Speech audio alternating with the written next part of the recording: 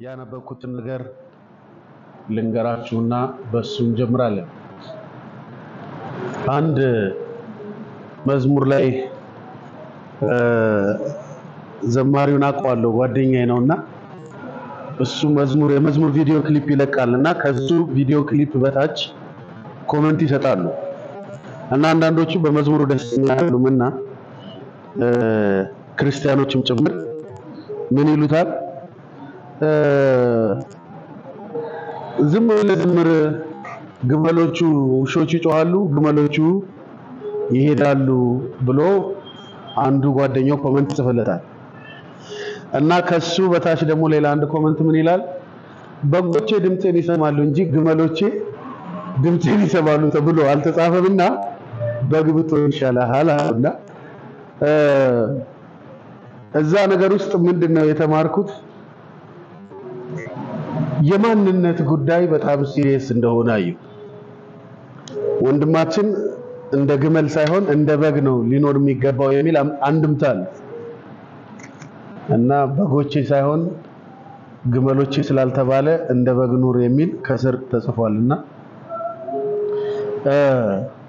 በጣም በክርስትና የህይወት ስርዓት ውስጥ ትልቅ ውጤት የሚያመጣ ነገር ማንነትን ማወቅ ራስን ማወቅ ትልቁ ችግር የገጠመን ያለው አሁን እሱ ወገኖቼ። ማንነትን በማወቅ የሚገኝ እረፍት ትንቢት በመስማት አይመጣም፣ ገንዘብ በማግኘት አይመጣም፣ ብዙ ነገር በማግኘት አይመጣም። ማንነት በማወቅ የምታመጡት እረፍት ወይም ደግሞ መረጋጋት ወይም ደግሞ የተሐድሶና የማሸነፍ ህይወት በምንም ልታመጡት አትችሉም። ትምህርታችን መውረስና ማጽናት ነው። ስለ መውረስ እየተማርን ነው። ወደ ማጽናት ከመውጣታችን በፊት ሁለት ክፍሎችን አይተናል። አይ ቲንክ 3 ዛሬ አራተኛ ነው፣ ግን ሁለቱን ጨፍልቀን አንድ ስላደረግነው ዛሬ ሶስተኛችን ነው የሚሆነው። በደንብ አስተውሉ። እግዚአብሔር የትኛውንም የፈጠረውን ነገር ባለፈው ለመናገር እንደሞከርኩት ሁሉ ነገር ሰርቶ ጨረሰና ና አለው። ይሄን ያንተ ነው ውሰደው አለው። ፈጠረና ይላል አይደል መጽሐፍ ቅዱስ። እግዚአብሔር በምድር ያለውን ሁሉ ፈጠረ፣ አትክልት ፈጠረ፣ ሁሉ ነገር ፈጠረና ና አለውና ተንከባከባት አለው፣ ጠብቃት አለው። ይሄ ያንተ ነው አለው። ከዛ በኋላ እግዚአብሔር ይሄ ያንተ ያልሆነ እዛ ጋር አለ አለ። ይሄ ሁሉ ግን ያንተ ነው። እግዚአብሔር ከሰጠው ብዙ ይልቅ የከለከለው ጥቂት ለአዳም አስፈላጊ ነው ማለት አይደለም። ነገር ግን እግዚአብሔር የሰጠውን የፈቀደለትን ህይወት ከመኖር ይልቅ አዳም በራሱ መንገድ ሄዶ የራሱን ህይወት መምራት ነበር ምርጫው ያደረገው። ይሄ ለሱ አደጋ ነበር ያመጣው። አደጋ ለሱ ብቻም ሳይሆን በሱ ዘር ውስጥ ላለ ሁሉ እስከዚህ ሰዓት ለሚወለድ ሁሉ ጨለማና ውድቀት እንደሰጠ በደንብ ምን ልትነግረን ፈልገህ ነው እዚህ ጋር ካላችሁኝ፣ እግዚአብሔር የሚነግረን እግዚአብሔር የሚሰጠን እግዚአብሔር ኑሩበት እንዲህ ነው የሚፈቃድ ብሎ የሚለው ነገር እንድንተገብረው እንድንወርሰው እንድንይዘው የሚፈልገው ጉዳይ ነው እንጂ እግዚአብሔር ለይስሙላ የሚያወራው ነገር የለም። አንድ ጊዜ አዲስ አበባ ውስጥ እንዲሆነ አሉ ነው ከብቶች ተከራዩና አዲስ የከብት ማደለቢያ ከፍተናል ብለው በቴሌቪዥን ተቀርጾ ካለፈ በኋላ በቴሌቪዥን ከተላለፈ በኋላ መኪና አምጥቶ ከብቶችን ጭነዋቸው ሄደዋል እና ወንዶቹ ባዶ በረት ይዘው ወደ ሚዲያ መጡና ከብቶቹ የኪራይ ናቸው አሉ። አያችሁ፣ እግዚአብሔር የሆነ ነገር አምጥቶ የሚወስድብህ ወይም ደግሞ ለይስሙላ እንትን ለማድረግ አይደለም። እግዚአብሔር እንደዛ አይደለም። እያንዳንዱ የእግዚአብሔር ፈቃድ እንድትወርሰው የተወሰነ ጉዳይ። ካልወረስከው እግዚአብሔር ተጠያቂ አይደለም። ካላስከው እግዚአብሔር ተጠያቂ አይደለም። እግዚአብሔር የሰጠህን ህይወት ባለመኖር ውስጥ ተጠያቂ ማንም ተጠያቂ የለም። ኢየሱስ ጌታ ነው። አሜን ናችሁ? ማንም ተጠያቂ የለም። እግዚአብሔር እንድትወርስ ነው የሚፈልግ፣ እንድትይዝ ነው የሚፈልግ፣ እንድታገኝ ነው የሚፈልገው እግዚአብሔር፣ እንድትመላለስበት ነው የሚፈልገው እግዚአብሔር። ዮሐንስ 3 ቁጥር 1 ላይ ባለው ስንመለከት እግዚአብሔር እንዴት ያለ ፍቅሩ እንደገለጠ ተመልከቱ። እንደዛው ነው። ልጆች ነን። ልጆች ነን እንዳለን እንደዛ ነው። ምን እንዳለ ልጆች ናችሁ እንዳለ ይህንን አክሰፕት አድርጎ ተቀብሎ መኖር በጣም አስፈላጊ ነው። ትላንትና ምሽት የገላትያ መልእክት ላይ ያለውን አንድ ቁጥር ስንመለከት ነበር። ገላትያ ምዕራፍ 3 ቁጥር 29 ምንድነው ያለው ጳውሎስ? እናንተም የክርስቶስ ከሆናችሁ እንኪያስ የአብርሃም ዘር እንደ ተስፋው ቃል ወራሾች ናችሁ።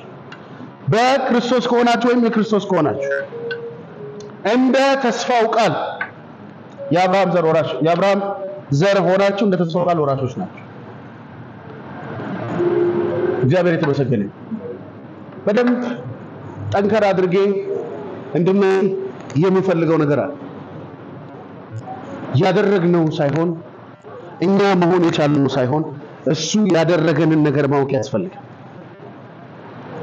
በጣም ችግር የገጠመን ቸርች ውስጥ በጣም መሰረታዊ ዕውቀቶችን እንደቀላል አይተናቸው ስለምንሄድ አንድ ሰው ዛሬ የእግዚአብሔር ልጅ ከምትሉት በሚቀጥለው ዓመት ዋሽንግተን ትገባለህ ብትሉት ያስጨዋል። አንድን ሰው ጠርታችሁ እግዚአብሔር ልጄ ብሎ እኮ ሲጠራህ ባንተ አላፈረም ከምትሉት ይልቅ እግዚአብሔር 5 ቤት ሊገዛልህ ነው ብትሉት ወንበሩን ይሰባብረዋል፣ ይጮሃል። እግዚአብሔር ባረከኝ ነው። ወንድሜ ትንቢት ሳይመጣላቸው ምድርና ሞላውን የተቆጣጠሩ ሰዎች አሉ። በሄክታር የማያውቁት ንብረት ያላቸው ሰዎች አሉ። የሰፈር ምን ሀብት እንዳላቸው ማያውቁ ያለ ትንቢት ይሆን ያለ ሕይወት ይሆን ያለ እግዚአብሔር ቃል ይሆን እና ብርካታ አድርገው እዚህ ዓለም ላይ መኖርን ኢምፖርታንት አታድርገው። እዚህ ዓለም ላይ ስኬት ማግኘትን ኢምፖርታንት አታድርገው። ምክንያቱም ብዙዎች እያላቸው አንተ የሌለህ ነገር እያላቸው አንተ ያለው የከበረ ነገር የላቸው። አንተ ያለው ውድ ነገር የላቸው። በገንዘብ ሄደው ሊያገኙት የሚችሉት ነገር የላቸው። አንተ ያለ ገንዘብ የሆነ በብዙ ዋጋ የተከፈለ የተሰጠ ህይወት እያለ ማለት ነው። እዛ ነው ቤተክርስቲያን የሰነፎች የሆነችው። አገልግሎቱ የሰነፍ ይሆን። እያንዳንዱ እርምጃ ማንነትን ከማወቅ መነሳት መቻል አለበት። ማንነትን ከመውረድ ውጪ የሆነ መንገድ ለማንም አይጠቅመውም። በእግዚአብሔር የተደረገውን ነገር ከማወቅ የሚጀምር ህይወት ነው የሚያስፈልገው። በእግዚአብሔር የተሰጠንን ከማወቅ የሚጀምር ህይወት ነው የሚያስፈልገው። ትላንትና ለመንካት እንደሞከርኩት ያ የጠፋ ልጅ ወደ ቤቱ ሲመለስ ምንም ቢሆን አባቴ ነው ልጅ ነኝ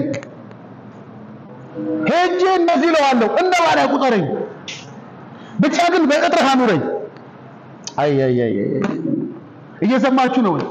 ብቻ ቤት ልኑር ባሪያውን እንዴት እንደምታኖር አውቃለሁ እለዋለሁ። ለአባቴ ሄጄ ይሄንን እለዋለሁ ይሄንን የምለው ለአባቴ ልጅ አድርገህ መልሰህ ተቀበለኝ አይደለም ብለው እንደ ቤት ባሪያ ግን ቅጥር ውስጥ ልኑር፣ አንተ አካባቢ ልኑር ቢያንስ ይሄን ነው። በድፍረት ነው የመጣው። አባ አላሳፈረው። እስቲ ጥያቄ ልጠይቃችሁ። በደንብ አስተውሉ። ሰሞኑን ባለፉት ጊዜያት በጣም ደጋግመን ያየናቸው ጥቅሶች አሉ። እናንተ ቀድሞ የጨለማውን ዓለም ፈቃድ ትፈጽሙ ነበረ፣ በሱ ስልጣን ስር ነበራችሁ አለ መጽሐፍ ቅዱስ። በጨለማው ዓለም ስልጣን ስር በጨለማው ዓለም ፈቃድ የሱን ፈቃድ ትፈጽሙለት ነበር አለ። የሱን ሐሳብ ትኖሩለት ነበር አለ። እሺ እናንተ ድሮ እንደዛ ነበራችሁ አለ። አሁን ግን እንደዛ አይደላችሁም ካለ አሁን ምንድነው? እስቲ በክርስቲያን ውስጥ ያለ ሰው ዓለም ላይ ካለ ካዳንንት ስራና በእግዚአብሔር ቤት ውስጥ ካለ መንፈሳዊ አሰራር የቱን በደንብ ታስተውላለህ ብትሉት የቱን እንደሚያስተውል እናንተ ስታቲስቲክሱን ስሩት። ሰው ጨለማን ከሚፈራ ለብርሃን ካለው ፍቅርና ለጨለማ ካለው ፍርሃት ይልቅ በሚዛን ብታሰቡት የትኛው ነው የሚኖር? እኔ አላውቅም። አይ በጣም ብዙ ክርስቲያን ሰይጣን ሊያጠቃኝ ነው ይላል። በጣም ብዙ ክርስቲያን ሰይጣን እየተዋጋኝ ነው ይላል። በጣም ብዙ ክርስቲያን እንዴት ልኑር እዚህ ዓለም ላይ ፈቃድ የእግዚአብሔርን ፈቃድ ስለምኖረው ሰይጣንን አልቻልኩትም ይላል። እብድ አናዘኛ አእምሮ ነው ይሄ። እንዴት ለእግዚአብሔርን ፈቃድ እየኖርክ ሰይጣን አላስኖር ሊልህ ይችላል? ምን አቅም፣ ምን ጉልበት፣ ምን ፖቴንሻል ኖሮት? አይ ፍርሃት ስላለ ነው እንጂ የእግዚአብሔርን ፈቃድ ሲኖረው ላጣ እችላለሁ፣ ልጎዳ እችላለሁ። እግዚአብሔር ያለኝን ደኝ ካልኩኝ ህይወቴ ውስጥ ችግር ሊገጥመኝ ይችላል የሚል ፍርሃት ስላለ። ምክንያቱም ከኋላ የመጡት ከኛ በፊት የነበሩ ኢትዮጵያ ውስጥ ወንጌል የሰሩ ሰዎች ለእግዚአብሔር ፈቃድ ስል እንዲሆንኩኝ፣ ለእግዚአብሔር ፈቃድ ስል እንዲሆንኩኝ፣ ለእግዚአብሔር ፈቃድ ስል እንዲሆንኩኝ ብለው ሲነግሩ ስለሰማ ለእግዚአብሔር ፈቃድ መኖር የምታደርገው ጫማ ማጣት፣ ለእግዚአብሔር ፈቃድ መኖር ከቤተሰብ ተገፍቶ መውጣት፣ ለእግዚአብሔር ፈቃድ መኖር በቤተሰብ መካከል ያለህን ራይት ማጣት፣ ያለህን የአባት የእናትን ርስት የመውረስ መብት ማጣት አይደለ? ለእግዚአብሔር ፈቃድ መኖር በጓደኛ በምን መገፋት፣ ይሄን ነው የምናውቀው። ሪቨርስ ግን ለእግዚአብሔር ፈቃድ መኖር የወላጆቻችን ጠላላ ያደርገን እንደሚችል አናውቅ። በእግዚአብሔር ፈቃድ መኖር ሁሉ በእኛ ላይ ሁሉ በእኛ ስር ሊያደርገው እንደሚችል አናውቅ። ለእግዚአብሔር ፈቃድ ስትኖር ዘር ሁሉ አንተ ስር አምጥቶ ሊያስቀምጠው እንደሚችል የሚታይ ያኛው ብቻ ነው። ብዙ ጊዜ እኔ ለእግዚአብሔር ፈቃድ ኖሬ አሸነፍኩ የሚል ሰው ምስክርነት መስማትም አንፈልግም። ማንነቱን አውቆ ማንነቱ ገብቶት የሚኖር አማኝ፣ በክርስቶስ የሆነውን ነገር ገብቶት የሚኖር አማኝ እሱን ከመውረስ ውጪ ሌላ ትወርሳለህ የሚባለው ነገር ምን እንደሆነ እኔ አይገባኝም። መውረስ ማለት ማንነትን ማወቅ ነው። ከማንነት ጋር መገናኘት ነው። ከማንነት ጋር ተዛምዶ መኖር ነው። ማንነትን ከራስ ጋር አዋህዶ መኖር ማለት ምንድነው? በክርስቶስ የተደረገው ምንድነው? በእግዚአብሔር የተሰጠን ያ ልጅነት ዋጋው ስንት ነው? እግዚአብሔር እኛን ልጅ ያደረገበት ያ የመስቀል ስራ እንዴት ተደርጎ ነው የተከፈለው? በምን ልክ ቢወደድ ነው? በምን ልክ ከኛ ቢያደርገን ቢፈልግ? በምን ልክ በፊቱ ዋጋ ቢኖረን?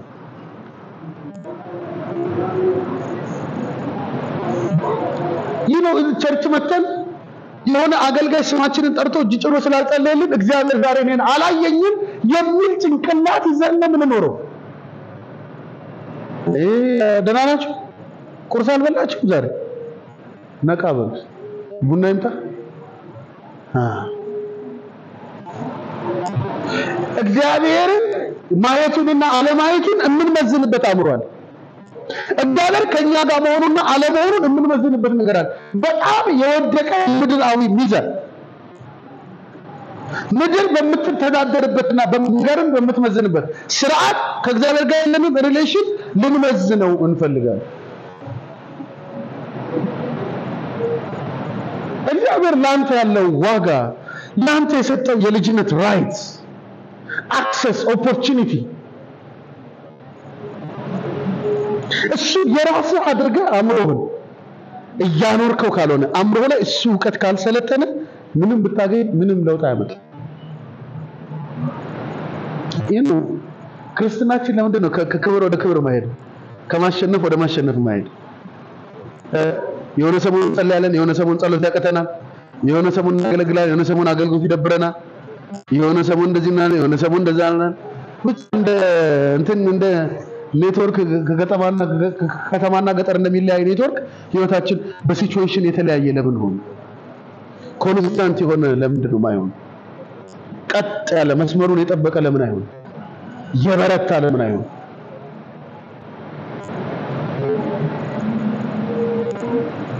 እስኪ ቆም ብላችሁ አስቡ የተደረጋችሁትን ነገር።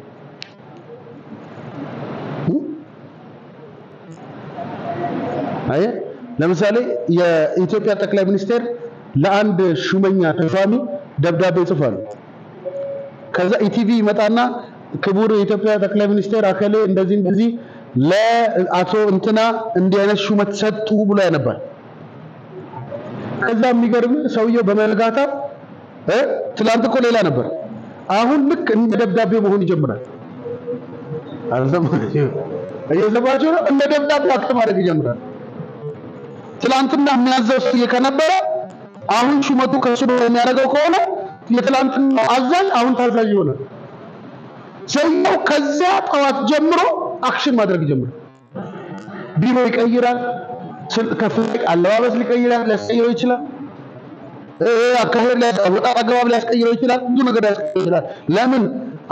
ከፍተኛ የሆነ የሀገር መሪ የከፍታ ደብዳቤ ልኳል። የመጽሐፍ ቅዱስ ለኛ የተጻፈ ደብዳቤ ነው እንላለን።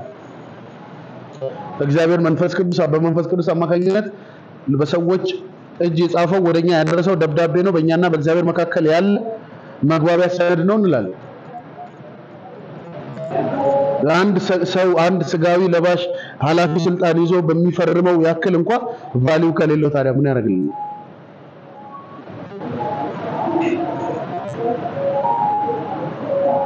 መጀመሪያ ብለህ ስትጀምር ቸርች ውስጥ ስትመጣ እንደዋዛ ያልካት ነገር አለች።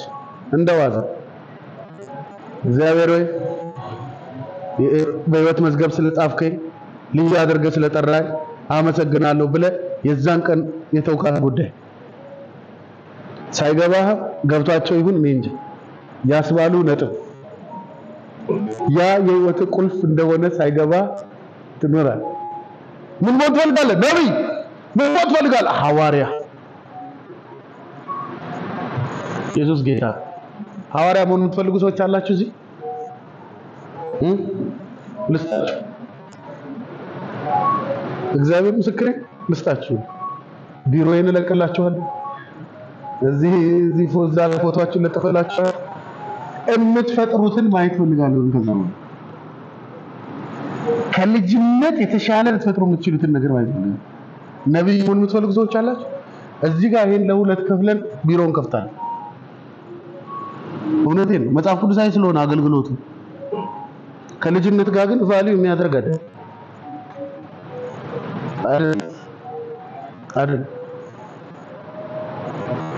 አይ ልጅ ሆነ ካልገባ የትኛው ስብከት ውጤታማ እንደሚያደርግ የትኛው መዝሙር ውጤታማ እንደሚያደርግ አይደል?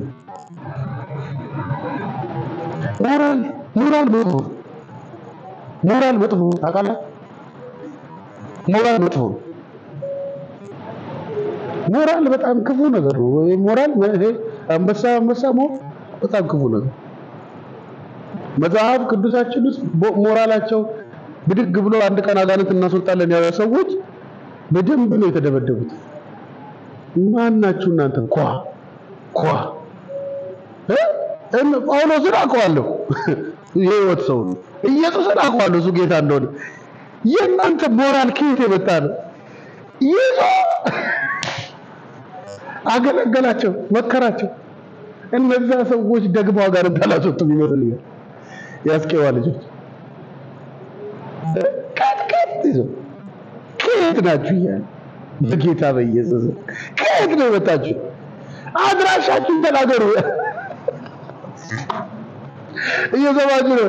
አጋንንቱን ልታስወጣ እሱ ራሱ ይዞ አድራሻን ተናገር።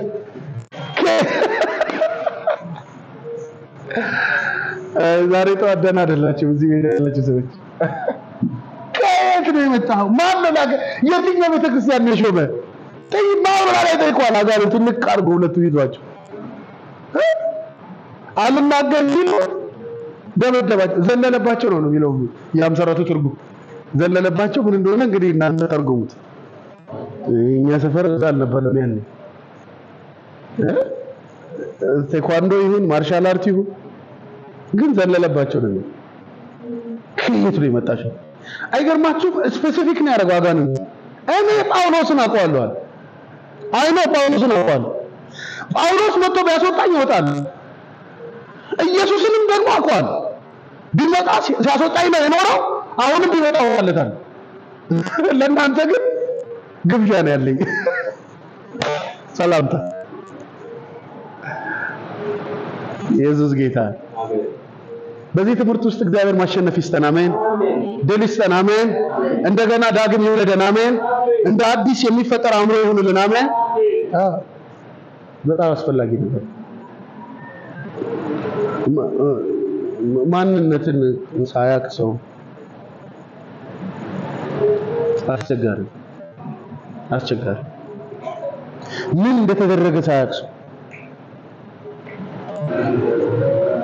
እናንተ ልጆች ናቸው በጣም ብዙ ሺህ ጥቅስ ማውጣት እንችላለን ልጆች ተደርጋቸዋል ልጆች ወራሾች ናቸው እንዲህ ናቸው ያልተጻፈ ክፍል የለም ሐዋርያው ጳውሎስ ሰፊውን መልእክቱን ትናንትናም ለመናገር እንደሞከርኩት ማንነት ላይ ነው ትኩረት የሚያደርገው ሲያነጻጽረን በቆሮንቶስ መጽሐፍ ውስጥም ሲያነጻጽረን ያኛው ሞት የነበረው አገልግሎት የክብር ከነበረ አሁን ያለው የህይወት ይለዋል አሁን ያለው መንፈስ ይለዋል በእናንተ ጨለማ ነበራችሁ አሁን ብርሃን ናችሁ ከጥልቅ ጨለማ ወደሚደነቅ ብርሃን የጠራችሁ የልጁን በጎነት ልትናገሩ በጣም ብዙ ጥቅስ አለ ቸርች ውስጥ የምንጠቀመው ጥቅስ አለ ከማንነት ጋር ኢሹ እንዳለው ለምንድነው መዘንጋት ያስፈልገን ለምን ያንን ጨላል ነው ቲያትረኛ ምን ያደርግልን ግዴታ አይደለም እንኳን ደህና ናችሁ ሰላም ናችሁ ግዴታ አይደለም ይታየኛል እንደዚህ ሆነ ስትሆን ይታየኛል እንደዚህ ሆነ ስለተኛ እንደዚህ ሆነ ይታየኛል ግዴታ አይደለም እግዚአብሔር ቤት ውስጥ መጥተህ ባይታይልህም ሰዎች ባያዩልህም አንድ ጊዜ ሰማይን ከፍቶልሃል አንድ ጊዜ ና ልጄ ና ብሏል በቃ ምን ያስፈልግሃል እኔ አይውልን አይደለም እሱ አይደለም ነጥቤ ቢያዩልንም ከልጅነት አንጻርና በዛ ጆሮ ካልሰማ አይጠቅምም ቢመጀን ነገር አይደለም የሚሰማው ነገር የሚነገረን ነገር ልጅነትን ከማወቅ ተነስቶ ካልሰማ ነው አሰማማችን ውስጥ ችግር ይገጥመናል ለመውረስ አስቸጋሪ ይሆን ደህና ናችሁ ወሰርኩ እንደምንለው አሁን ቸርች ውስጥ የሰራጌታ እግዚአብሔር እንዲህ ለኛ ተብሎ ለአንድ ሰው ሲመጣ ይሁንልህ አሜን ይሁንላት እንላለን የሚሆንማ ነው የሚናገር ስጋት እኮ ስላለን ቸርች ፈሪ በስቷል ስጋት ስላለ ነው ይባላል ሌላ ነው የሚኖረው ስለዚህ ምን ይላል ይሁንላት አሜን እግዚአብሔር እንዲህ ይልሻል አሜን ይሁንልኝ ተውኝ የሚሆንማ ነው የሚነግረን ቀኑ ቢገባ የት ነው ብዙ ጊዜ በነገራችን ላይ አይ ዶንት ኖ ከአበሻ እንደዛ ገጥሞኛ አቅም ነጮች ግን ትንቢት ሲመጣላቸው አይቻካል ጌታ እንደዚህ ለኛ ምናምን ሲል አበሻው ትንቢት ሲናገር yes I know እጁን ኪሱ ከተው yes I know ነው የሚለው እንደኛ አይረብሽም yes I know ነው የሚለው ምን ነው እንዴ ይሄኛው ነብዩ እኮ ነው ስለሱ እየነገረ ያለው no I know yes I know ይላል እኛስ ደረስክልኝ አየኸኝ አቤት ምን ይሄን እኮ በቃ ይሄን እኮ ብላሽ አየኸኝ ጌታዬ ቸርች ስትመጣ እንደማያይ እያሰብክ መጥተህ ነው ለካ ቁጭ አልከው ለካ ቸርች ውስጥ እግዚአብሔር እንደማያይ እያሰበ ያለ ሰው ነው የሚጀምረው በስመ አብ ወወልድ ወመንፈስ ቅዱስ አየኸኝ ሰማኸኝ ጌታዬ ደረስክልኝ ይላል ተው እግዚአብሔር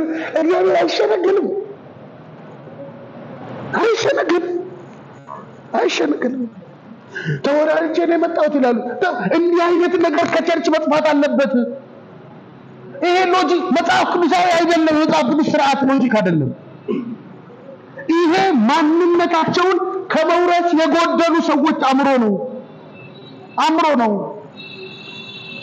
ማንም ሰው በእግዚአብሔር ቤት ሲቀመጥ ተረድቶት ገብቶት አምሮ ወርሶት ሊኖር የሚገባው እንደ እግዚአብሔር የተሰጠውን ያንን ህይወት ነው የእግዚአብሔር አይነት ህይወት ይሄ የሆነ ህይወት የእግዚአብሔር አይነት ነው የሚለው መጽሐፍ ቅዱስ የእግዚአብሔር አይነት ህይወት ምን አይነት ነው የእግዚአብሔር አይነት ህይወት ከእግዚአብሔር አይን የራቀ ነው? የእግዚአብሔር አይነት ህይወት ከእግዚአብሔር ሐሳብ የራቀ ነው? አይደለም አይደለም አይደለም አይደለም። ለምሳሌ እዚህ ቁጭ ብላችሁ በተቀመጣችሁበት አንዳንድ ጊዜ እኔ ቁጭ ብላችሁ ምሳ በልታችሁ ሳይበላችሁበት ቦታ ስልካችሁን ጥላችሁ ልትሄዱ ትችላላችሁ። ስልካችሁን ጥላችሁ ጆሮአችሁን አውልቃችሁ ረስታችሁ ሄዳችሁ ሰዎች አላችሁ። እግራችሁን ረስታችሁ ወይኔ እግሬ ረሳው ብላችሁ የተመለሳችሁ ሰዎች አላችሁ። ማንነታችሁ ነው አብሯችሁ የሚሄድ ጉዳይ ነው። የእግዚአብሔር አይነት ህይወት ተሰጥቶኛል ካል እግዚአብሔር ባለበት በዚያ መኖር እኮ ነው ድል። እግዚአብሔር ባለበት በዚያ መኖር፣ እግዚአብሔር ባለበት በዚያ መክበር፣ እግዚአብሔር ባሸነፈበት በዚያ ማሸነፍ። ዛሬ እኮ አሜን የሚል ሰው የለም። እየሰማችሁ ነው? እግዚአብሔር የላቀበት ልቀት ውስጥ አንተ ራስህ ተሳታፊ መሆን። ይሄ እኮ ነው እግዚአብሔር አይነት ህይወት። እሱ ከጨለማው ስልጣን አዳነን ይላል።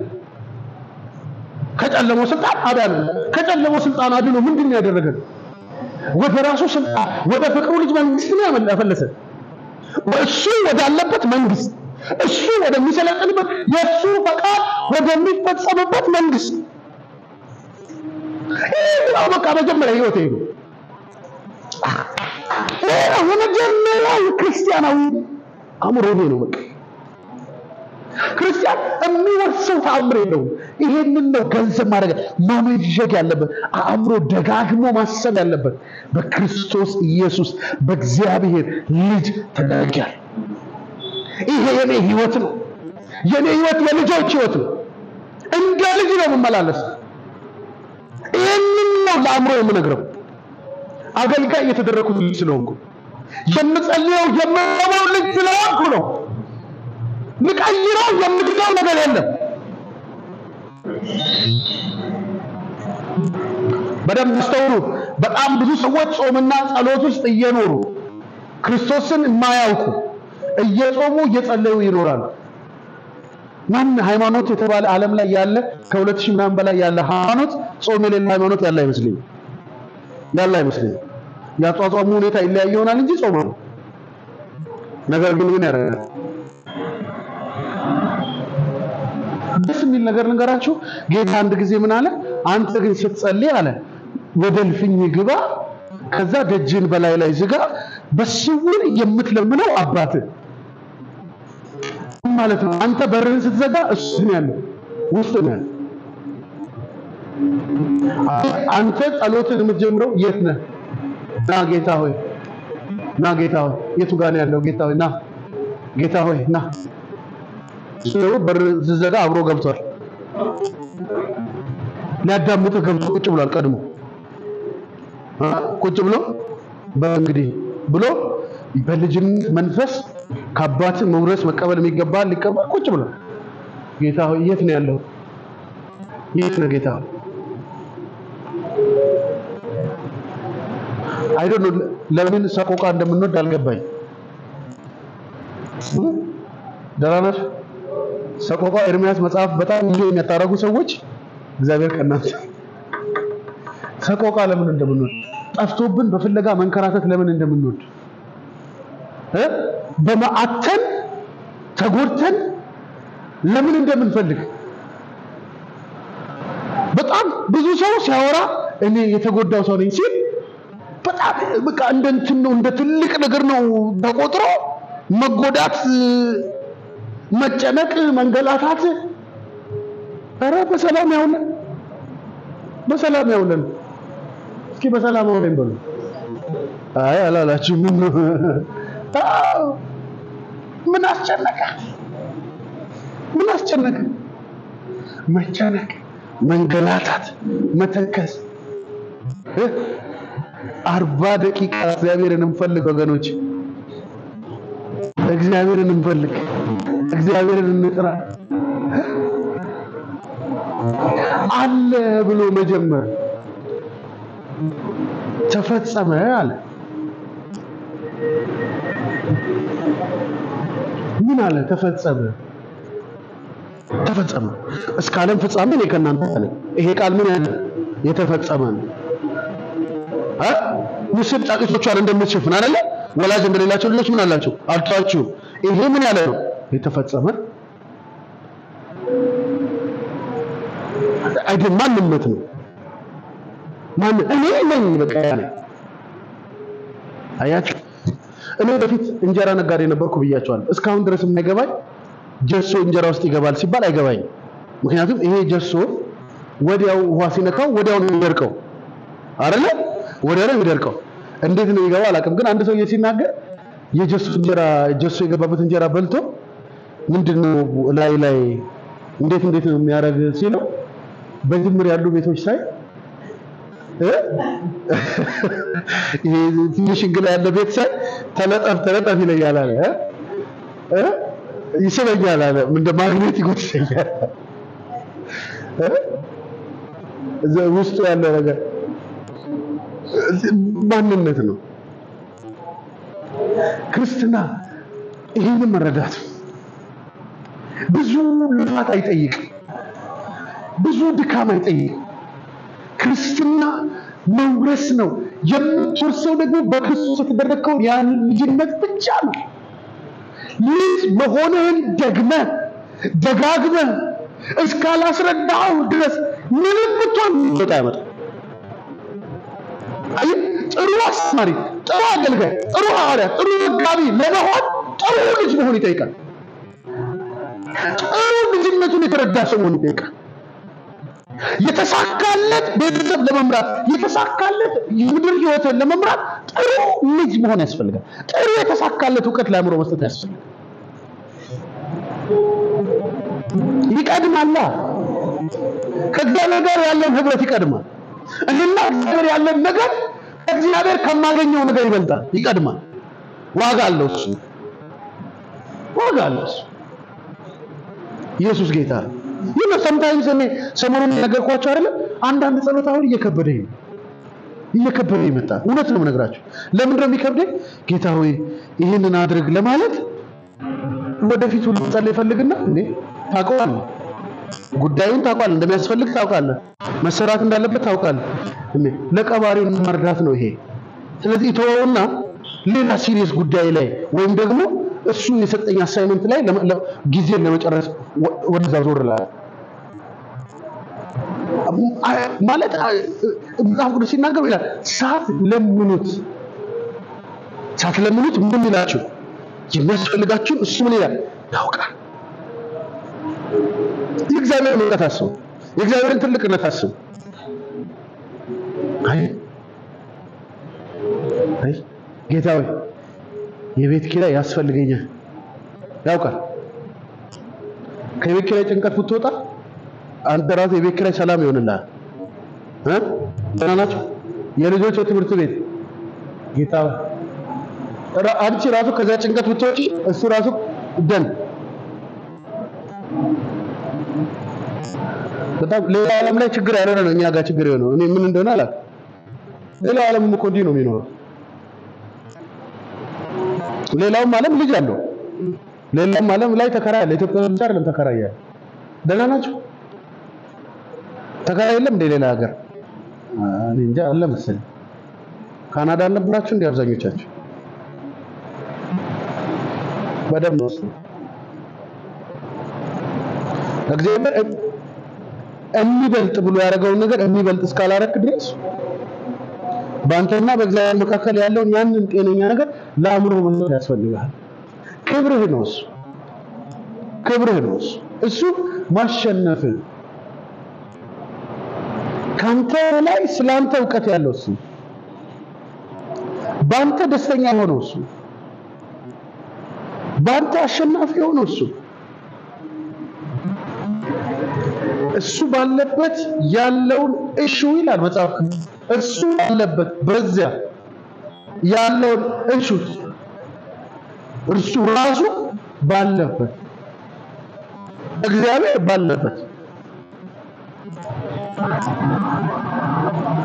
እግዚአብሔር ያለበት ጽድቅ ሰላም በመንፈስ ቅዱስ የሆነ ደስታ እግዚአብሔር ያለበት እግዚአብሔር ያለበት ለአርዝሙ እግዚአብሔር ያለበት እግዚአብሔር መንግስት ጽድቅና ሰላም በመንፈስ የሆነ ደስታ ነው።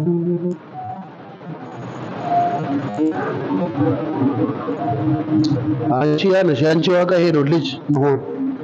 አምሮሽ ጠዋት ተነስቶ ማታ ተነስቶ ልጅ ስለመሆን ነው ማሰብ ያለበት። ልጆቻችሁን ቸክ የቤት ኪራይ ያዋጡ ያስቤዛ ያዋጡ ማን ነው ያለው? እሱ ነው። ምን አይሉ ጠዋት ተነስተው ቁርስ የለም ይላሉ። ምን አገባቸው? ቤት ውስጥ እንደ ልጅ ነው የሚኖሩት፣ እንደ ባለመብት ነው የሚኖሩት። አባታቸው የነሱ ሪስፖንሲቢሊቲ እንዳለበት ነው የሚያውቁት። ምንም ቢፈጠር ከአባታቸው እቅፍ ስለመውጣት አያስቡም።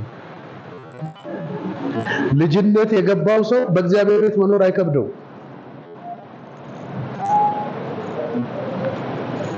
እንደ አንበሳ እንደ ጀግና ነው የምንቆጠረው አይደል? ጌታ ሆይ አሁንስ በቃ ትግሉ በዝቶብኛል አላገለግልህም እና እኔ ሌላ አማራጭ ወስዳለሁ፣ ከእግዚአብሔር የተሻለ አማራጭ። ጌታ ሆይ ቤትህ አልተመቸኝም እና ወደ ውጭ እወጣለሁ፣ ወደ ዓለም እሄዳለሁ። ለምን? ከእግዚአብሔር የተሻለ አማራጭ ዓለም ላይ አለ።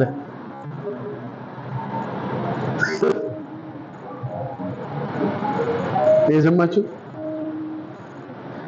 ጌታ ሆይ በቃ አሁንስ ጸለይኩ፣ ስንት ዘመን አሁንስ ደክ ምን ማለት ነው? ካንተ የተሻለ አማራጭ አለ።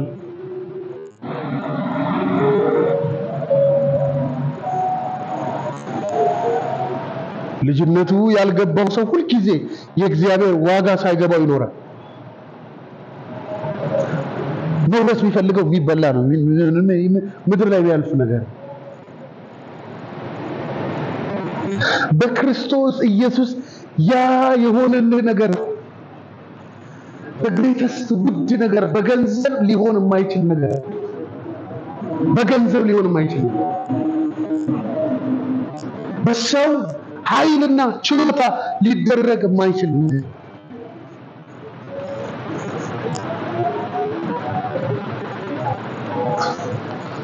ጠዋት አንድ መዝሙር እየሰማሁ ነበር። የሞት መልአክ አያስፈራኝ፣ ተሸሽጌያለሁ አያገኘኝ፣ ተሸሽጌያለሁ አያገኘኝ። ዙሪያዬን በደሙ ቀጥሯል፣ ያን ቅጥር አልፎ እንዴት ይገባል? ያን ቅጥር አልፎ እንዴት ይገባል? ለጠላቴ የሐዘን ለኔ የደስታ ቀን ሞት እየገባ ያለው በጠላቴ መንደር ነው። ይዙር እንጂ ዙሪያዬ እንደሚያገሳ አንበሳ ፈጽሞ ሊቀርብ አይችልም ከደሙ የተነሳ። በጣም ይገርመኝ ነበር። ሞት እየገባ ያለው በጠላቴ መንደር ነው ትላለች። እኔ ግን ደሙ ቀጥሮልኛል፣ ቤቴ ደሙ በመቃኔ ላይ ስላለ ሞት አለፈ ትላለች። ልዩነት አለ ማለት ነው። የማንም ዋጋ ያንተ ዋጋ አይደለም። የማንም ዋጋ ያንቺ ዋጋ አይደለም። አይደለም። እስኪ ጥያቄ ልጠይቃችሁ። ዋጋችሁን በምን ነው የምታሰሉት? ክርስትናችሁ የሰጣችሁ እንድትወርሱት የፈለገው ልጅነት በምን ዋጋ ነው የምታዩት? ማናችሁ ነው? መልሱ። ማናችሁ እናንተ? ማንነታችሁን ለአእምሯችሁ መልሱ። መጀመሪያ በእግዚአብሔር ቤት ምንም አይነት የህይወት መንገድ ከመያችሁ መልሱ። ልጅ መደረጋችሁን መልሱ። ዋጋችሁን ማንነታችሁን መልሱ። ይሄንን እስካልመለሳችሁ ድረስ ሌላው አይመጣም። ሌላው ጊዜ ማባከን፣ መጸለይ፣ ማገልገል፣ ምን ማድረግ ዋጋ የሌለው ነው የሚሆነው። ወደ ኋላ እንመለስ። ወደ ኋላ ነው ኦሪጂናል ፕሌስ ላይ እንምጣ የመነሻችን እውነቱ አንዱ ላይ እንምጣ በልጅነት ዓለም ውስጥ በልጅነት ዋጋ ውስጥ እግዚአብሔር እኛን ያከበረበትን ያንን ህይወት እንስጥ ለራሳችን እንመለስ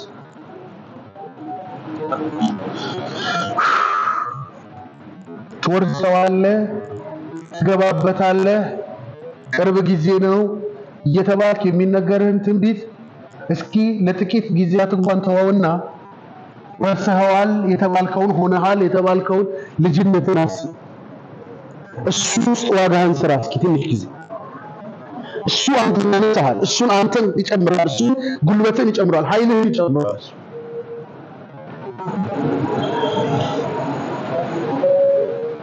ክብር ለኢየሱስ ይሁን አያችሁ ልጅነት እንዴት ይወረሳል እንዴት ምን አድርገህ ተወርሰዋል ነኝ ብለህ ተቀበለህ ነው የምትወርሰው እንደዛው ነን አላለ እንደ ተስፋው ቃል ወራሾች ናችሁ ይላል ጳውሎስ እናንተ የክርስቶስ ከሆናችሁ አንድ ነጥብ ያስቀምጣል የክርስቶስ ከሆናችሁ እሱ ብቻ ነው ፓስወርዱ እሱ ብቻ ነው የይለፉ ቃል ወይም ደግሞ ቁልፉ እሱ ብቻ እሱ ነጥብ ነው የህይወታችን መሰረት የክርስቶስ መሆን በክርስቶስ የእግዚአብሔር ጽድቅ መሆን በክርስቶስ ከምንም ነገር በላይ ልጅ መሆን ወደ እግዚአብሔር ልጅነት መለወጥ በስ ማንነትን ማወቅ ነው ማንነትን ማወቅ ደግሞ ማለት መዋሃድ ነው ዕውቀትን ከራስ ጋር ማዋሃድ ነው ለአእምሮ መስጠት መመገብ ከዚህ በፊት ነግራችሁ እንደሆነ አላውቅም አይ ቲንክ ነግራችኋለሁ ብዬ አስባለሁ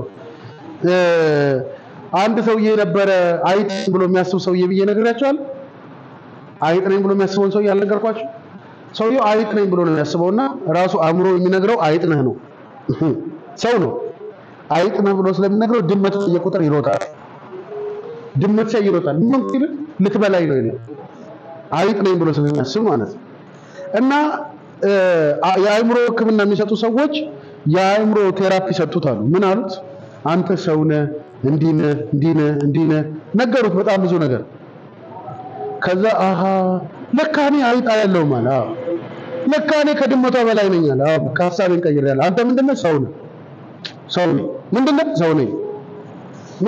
ሰው ነኝ ከዛ ድመት አያሉ ድመት ሳይ እንደ ትላንትና ሮጦ ተደበቃሉ አንተ ምንድነው ሰው ነኝ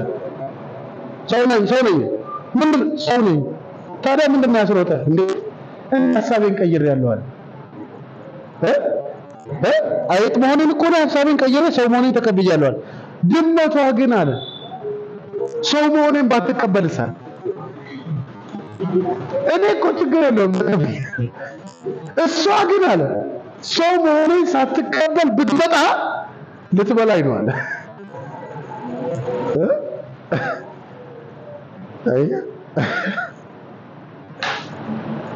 እና እንደዚህ ነው ኑሯችን ሰይጣን ባይቀበለውስ የኔን መጽደቅ ባይቀበለውስ ድሮስ እሱ አልሰጠ እንዲቀበለውስ ትፈልጋለህ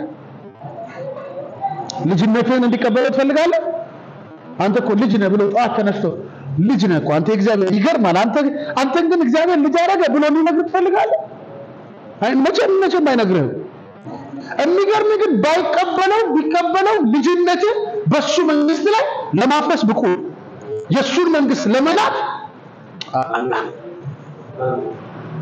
በሱ መንግስት ላይ ባለስልጣን ሆነህ ለመኖር ልጅነትህ በቂ ነው ግን አንተ እንደዚህ ሰውዬ እንደ ሐሳቧን ባቀይርስ እኔ አይጥ መስያት ብትመጣ እምትል ከሆነ አይጥነትን ያመንከው አንተ አይ እግዚአብሔር ያሳይ ምንድነው አንተ ሰው ነኝ ድመት ይሮጣል ምንድነው ሰው ነኝ ድመት ይሮጣል ልክ እንዲህ ነው አሁን ክርስቲያናችን አያችሁ ልጅ ነህ አዎ ልጅ ነኝ እንዴ አዎ እንዲህ ለጌታ ድረስልኝ ምንድነው ልጅ ነኝ አይ ማውራት ነኝ ካልክ ነኝ። ዮሐንስ ምንድነው ያለ በመልእክቱ? እንዲሁ ነን። እግዚአብሔር ልጆች ብሎ እንደጠራ እንደዛው እስኪ እንደዛው ነኝ በሉ ባካችሁ። yes እንዲሁ ነኝ። ምን እንዳለኝ? ልጅ እንዳለኝ እንደዚህ ነው። ሊቀየር ሊሻሻል የሚችል ነገር የለም። እንደነን አየህ መውረስ ሲባል ይሄ የኔ አልነበረም በፊት ከዛ የኔ ማድረግ። ልጅ አልነበርኩም አሁን ልጅ ሆኛል። የፈለገ ቢመጣ ጳውሎስ በጻፈው መልእክቱ እንደዚህ ነው ያለው፣ የወደዳቸውን እስከ መጨረሻ ወደዳቸው። በቃ ልጅ ያለው ይሄ ቃል ተገለጠ። ሰይጣን ባንተ ህይወት እድል ፈንታ የሌለው ለምን እንደሆነ ታውቃለህ አለ ውስጥ አንድ ቀን እስከ መጨረሻ ወድሃለሁ። ሰይጣን ጊቭ አፕ አያረግም እንጂ እውነታውን ያውቃል። እስከ መቼ ወደዋል? በነገራችን ላይ እስከ መጨረሻ መውደድ በጣም ይከብዳል። አይከብድም? አይከብድም? እናንተ አይከብዳችሁ? ወንድም ስማ ደራራችሁ ሰላም ናችሁ? እንዴት ነሽ? ተኛሽ? በላሽ? ጠጣሽ? የሚለው ሰውዬ አይታችኋል አይደል? ከዛ መንገድ ላይ ስትሄድ ሊያደናገር ወይ እኔን ይለው ሰውዬ። ከዛ ብርድ ሲላት ጃኬቱን አውልቆ የሚሰጠው ሰውዬ ከትንሽ ጊዜ በኋላ ምን ይላል? ደንቀፍ ሲያደርጋት እያየሻት ሂጂ። ሲበርድስ የቤቱ ሁሉ ልብስ አይደል? ልብስ ይዘሽ ከቤት አላጥቂ ይበልሽ። እስከ መጨረሻ ወደ ይከብዳል።